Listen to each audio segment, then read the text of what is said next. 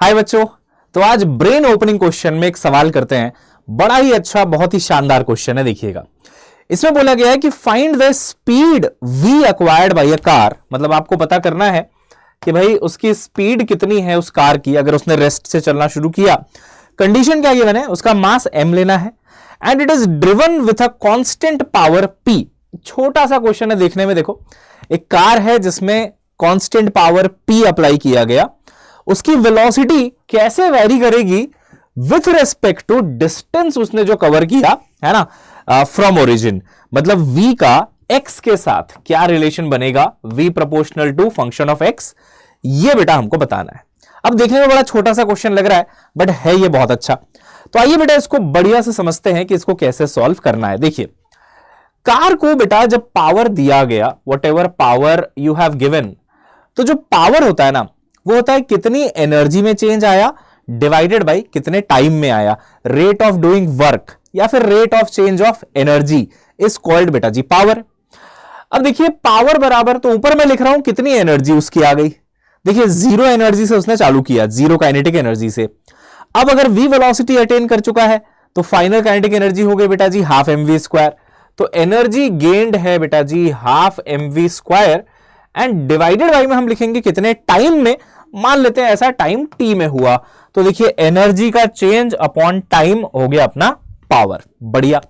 अच्छा, अब उसने कहा, मैं नहीं कह रहा ऐसा, उसने कहा कि यार पावर तो कांस्टेंट है, तो सोचो इसको अगर थोड़ा साइड वाइड चेंज किया जाए तो v स्क्वायर की वैल्यू पता है कितनी आएगी बेटा। देखिए, ये 2t इधर चले जाएंगे तो ये बनेगा 2pt divided by m। Check करिए, सही लिखा है ना। ये 2 भी तो नीचे ही आएगा।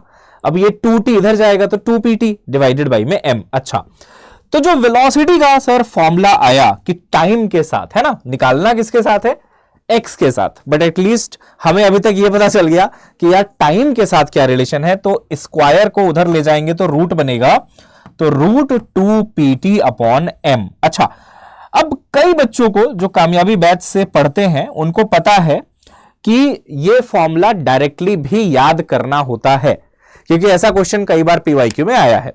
अब यहां तक आया है नीट में, बट ये तो ब्रेन ओपनिंग क्वेश्चन है, तो नीट लेवल से तो काफी ऊपर ही होगा बेटा। नीट में ये पीवाईक्यू आ चुका है और आपने इसको याद भी कर लिया। चलिए ठीक है कि भाई टाइम के साथ वेलोसिटी का ये रिलेशन आता है। ठीक है, कोई दिक्कत नहीं है सर। पावर बराबर एनर्जी पे टाइम कर लिया, आ गया, तुरंत आ गया, कोई दिक्कत नहीं। इसमें पावर कांस्टेंट लेनी है, ठीक है। बट उसने क्या पूछा कि भाई वेलोसिटी का आप x के साथ फंक्शन बताओ। तो अब ये क्वेश्चन यहां से थोड़ा इंटरेस्टिंग हो गया। देखिएगा कैसे सॉल्व करेंगे, बताता हूं। तो हम देखते हैं कि वेलोसिटी जो हमने अभी अभी निकाली सिंपल से तरीके से, वो तो भाई इतना आ गया है ना। अब मेरे को बताना है x के साथ क्या रिलेशन है।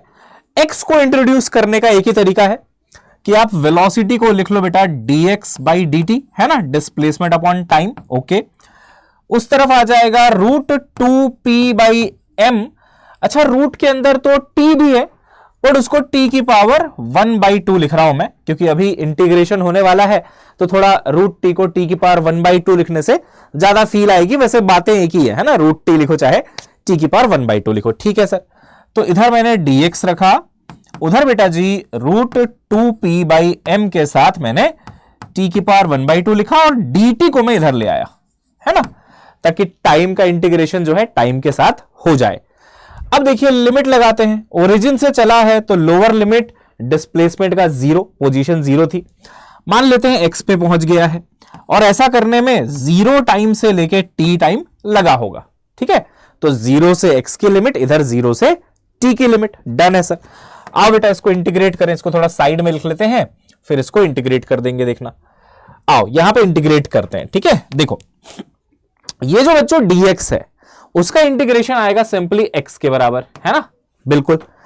अच्छा, ये सारा कांस्टेंट है भाई, 2 बचपन से कांस्टेंट है, p इस क्वेश्चन में दिया है कि पावर इज कांस्टेंट, मास तो कांस्टेंट है ही, है ना, कार का मास तो कांस्टेंट है। ये सारा का सारा टर्म बच्चों बाहर निकाल लो इंटीग्रेशन से, क्योंकि जो भी चीज कांस्टेंट होती है वो बाहर आ जाती है। बिल्कुल आ गई बाहर। अब t की पावर 1/2 अंदर बच गया, तो आप लिखेंगे इंटीग्रेशन t की पावर 1/2 dt। वेरी गुड, ये भी डन है सर। अब इसको करिए आप इंटीग्रेट, देखिए क्या आंसर आता है। 0 से t की लिमिट है, तो रूट 2p अपॉन m, ये तो चलो बाहर है, इसका इंटीग्रेशन क्या होगा, x की पावर n का इंटीग्रेशन क्या होता है dx में, x की पावर n+1 अपॉन n+1, तो t की पावर हाफ का होगा t की पावर हाफ +1 अपॉन में हाफ +1। ये भी 3/2 बनेगा, ये भी 3/2 बनेगा, ठीक है।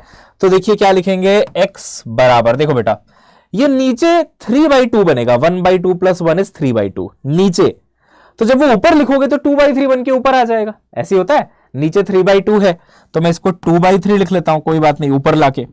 अच्छा, अंडर रूट में जो है 2p/m तो है ही, वेरी गुड, और यहां पे बनेगा t की पावर में अगेन 3/2। बात समझ आ रही है बेटा, सिंपल सी बात चल रही है एकदम, है ना?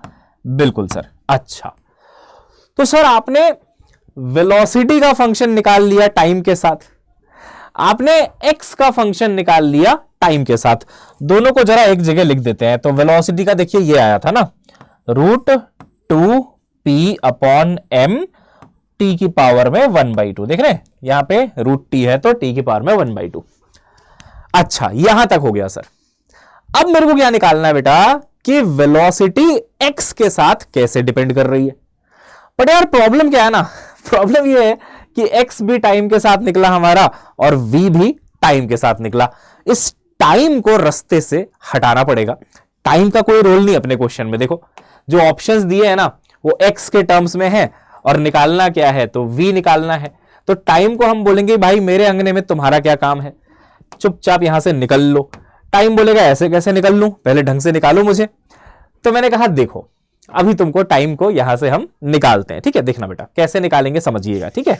देखिए मैं कह रहा हूं यार, अगर मैं टाइम पता करना चाहता हूं तो मैं क्या करूंगा, मान लो इस इक्वेशन में, इस इक्वेशन को ध्यान से देखिएगा, अगर मैं दोनों तरफ जो है स्क्वायर ले लूं, क्या ले लूं बेटा, स्क्वायर। यहां पे देख लो ना, यहां पे आप स्क्वायर ले लो, चलो यहां से देख लो, वेलोसिटी तो यही है, तो इधर मिलेगा आपको बच्चों v², बिल्कुल सही v²।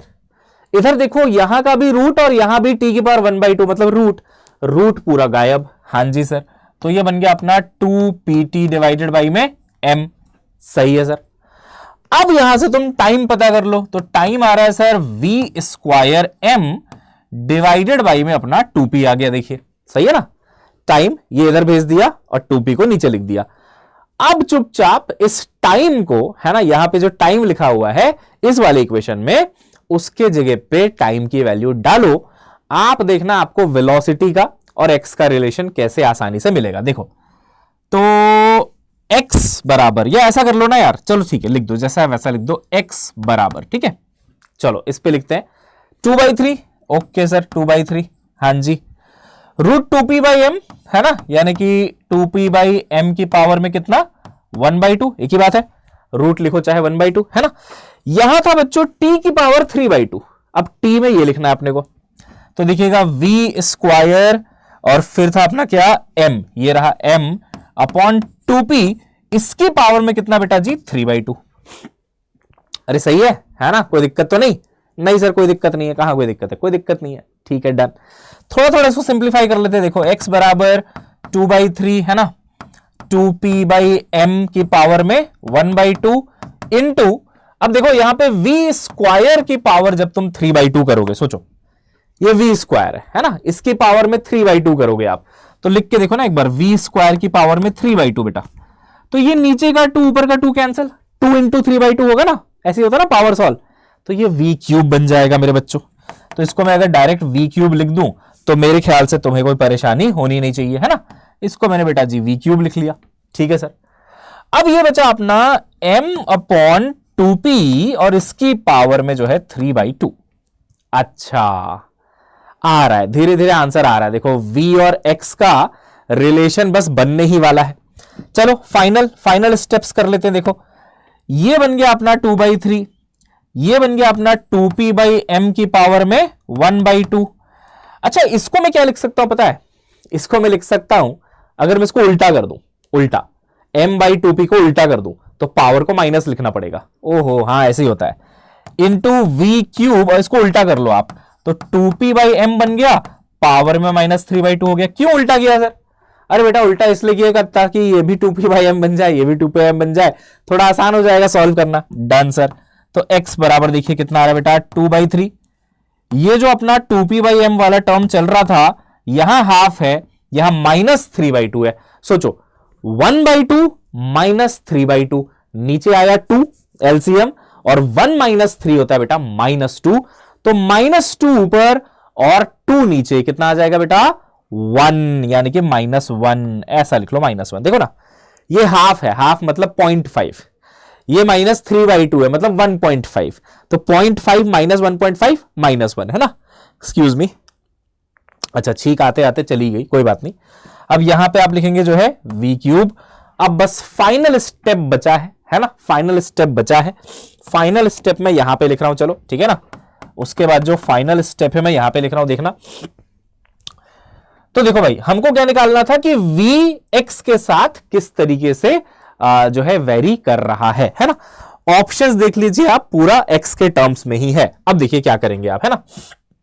अब आप क्या करेंगे बेटा, देखिएगा x बराबर है ना 2/3, ये -1 आ गया, इसको उल्टा करके लिख लो चाहो तो, m/2p लिख लो, कोई नहीं है ना, पावर में 1 हो जाएगा भाई, उल्टा करते हैं तो पावर पॉजिटिव हो जाती है, इंटू v³। चलो अब देखो, इसको पूरा अपन इसके साथ भेज देते हैं, ठीक है ना, पक्षांतर कर देते हैं, 3 दूनी 6, तो ये बन गया 6px, सही है, डिवाइडेड भाई ये नीचे आ जाएगा, तो ये आ जाएगा 2m, ठीक है, इतना बना, बराबर में आ गया बेटा v³। अच्छा जी, बिल्कुल सही है, इतना आ गया भाई, है ना। अब देखो लास्ट स्टेप, ये 2 × 3, ये बना 3, तो अपना आ रहा है 3px लेफ्ट हैंड साइड में, है ना, डिवाइडेड बाई में बेटा जी m, बराबर v³। ये क्यूब अगर इधर भेज दो तो ये बन जाएगा पावर में 1/3, ये देखो ये बन जाएगा 1/3। मैच कर लो बेटा, 3px/m की पावर 1/3, ये देखिए 3px/m की पावर 1/3। बिल्कुल धांसू सवाल है एकदम, है ना। 12 मिनट में आपको बेटा जी इसको समझाया गया। अब मैं आपको बता दूं ये सवाल आखिर कहां पूछा गया था। ये सवाल बेटा जी पूछा गया था कामयाबी बैच के बैच टेस्ट में। 20 क्वेश्चन आए थे, 20 के 20 क्वेश्चन एकदम धांसू थे, जबरदस्त, क्योंकि 25 का पेपर देखते हुए आपको उसी लेवल पे हम बेटा जी तैयार कर रहे हैं ताकि आपके दिमाग खुल जाए, है ना। चलो ठीक है, एक बहुत लेंदी क्वेश्चन आप करोगे नहीं करोगे एग्जाम हॉल में, डिपेंड करेगा टाइम कितना बचा है, क्योंकि अब तो सारे करने नहीं होते। 25 में किसी ने 720 में से 720 नहीं किया, बट एटलीस्ट अगर आपको पता है कि भाई कहां कहां क्या क्या होता है तो आप अच्छा परफॉर्म करेंगे, कॉन्फिडेंस के साथ जाएंगे। तो अगर बेटा आप अभी तक कामयाबी बैच में नहीं आए हैं, एनरोल नहीं हुए हैं, तो आपने देख लिया कि आप किस लेवल का कंटेंट मिस आउट कर रहे हैं। कामयाबी 3.0 बेटा बस स्टार्ट ही हुआ है।